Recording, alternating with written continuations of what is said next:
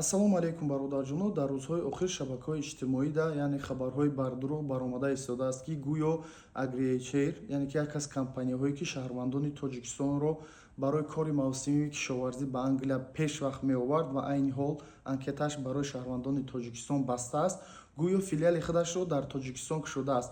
Аммо мутаассифона ин гап дурӯғ аст ва дар ягон сайти офитсиална, яъне ки маълумоти пурратар мондагӣ нест, ки адресош куҷо аст ё ин ки литсензияи корӣ гирифтааст нагирифтааст, ягон маълумоти пурратар нест.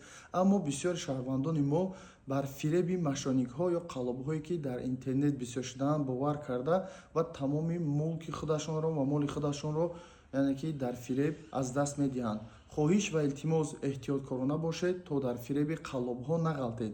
Агар ягон гапи хабари нав ё ин ки маълумоти нав шавад, ҳатмӣ аз хадамоти муҳоҷирати Тоҷикистон шояд ё ки сайти офитсиалнаи хадамоти муҳоҷирати Тоҷикистон шояд барои шаҳрвандони Тоҷикистон пешниҳод кунанд. Аммо аз тарафи хадамоти муҳоҷирати Тоҷикистон ягон маълумот дар бораи кушода шудани филиали Agriculture дар Тоҷикистон нашудааст ва маълумоти пурратарам нест.